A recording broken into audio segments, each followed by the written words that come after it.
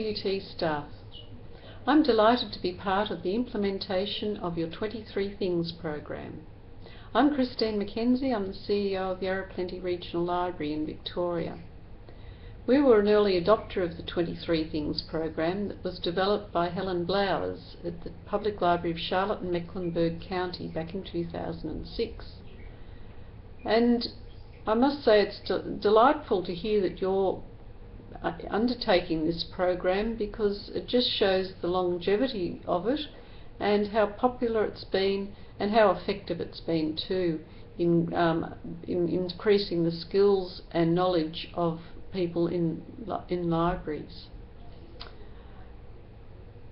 When we embark on these programs, we sometimes wonder, well, have I got time to do it, and do I need to know these things? And I think if we kind of step back and look at the environment we're in and see how it's so important that libraries maintain their relevance in today's world. We have a community survey done every year by a company, and one of the things it asks is it asks people to rate the importance of public libraries. Now, public libraries are very well supported in the community, and generally people are most happy that their taxes and rates support them. But we are noticing a slow but steady decline in that importance being assigned to libraries. And I think that it's increasingly important that we make sure that we remain relevant, that we are able to provide the services that our communities expect of us. And your communities, of course, are different from the public libraries, but nonetheless it's still incumbent on us, I think, to make sure that we are able to help people when they come into the library and they need assistance with things.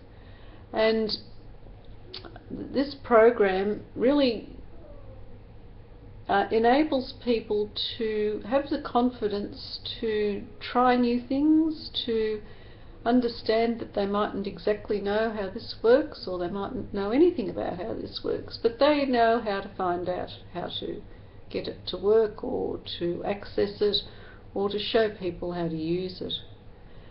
And I think that that's really the great beauty of the program. It really gives people confidence to go ahead and learn new things and to feel quite at ease in looking at new technologies. We certainly found that with our staff when we implemented the program. We got fantastic feedback at the end of it. When you start out in these programs and people say, oh, I don't know about that, and I don't need to know this, and what use is this to me, and I haven't got time.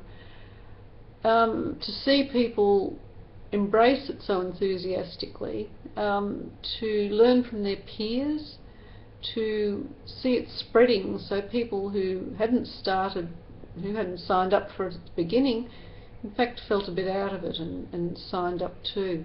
So it really gathered its own momentum. And some of the comments we got at the end of the program were really quite, it made a big difference to the culture of the organisation. One comment we got was, not only have I learnt about the web, etc., I've also learnt about myself. I am tenacious. I am capable of learning new tricks. I am still able to be surprised and thrilled to discover new things. And I think it was a really big culture change in our organisation, that some of our staff who hadn't done any training, or certainly in the technology area, who felt perhaps a little bit left behind, really gained a lot in confidence when they did the program. And one of the engaging parts of the program, of course, is it's based on play, so you learn through play, so it's actually fun. It doesn't seem like work at all. Someone else said that it really highlighted for them the fact that this isn't a profession that you can retire into. So we really do need to keep our skills updated. We need to be aware of what's going on around us. We did a a little thing when we implemented the 23 things. Every time someone learnt a new thing or completed a module, we put a star by their name. And we ended up at the end of the program with 1,000 stars for Yarra Plenty. So that meant that there's 1,000 new units of learning throughout our staff, and that's pretty amazing, I think.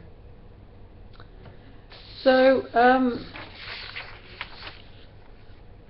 I think that it's important that we do keep learning. I think we need to model lifelong learning. I think that's kind of one of our roles, that we need to be able to show people that you still can learn, that it's fun to learn, that digital literacy is so important.